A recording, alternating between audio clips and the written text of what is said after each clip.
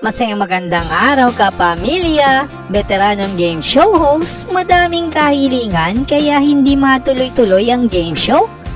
Kapamilya, bulong-bulungan ngayon sa social media ang veteranong game show host dahil ang dami daw kahilingan kaya hindi matuloy-tuloy at maklose ang deal ng kanyang TV show sa isang TV network.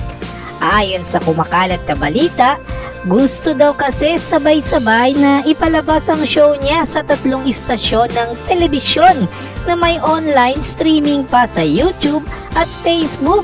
At gusto din daw niya nagawa ng mga segments na may halong politika at itapok daw ang mga proyekto ng gobyerno. Kapamilya, may idea na ba kayo kung sino itong veteranong game show host na napaka-demanding? Bigyan na yan ng jacket. Anong sa inyo kapamilya at kapuso?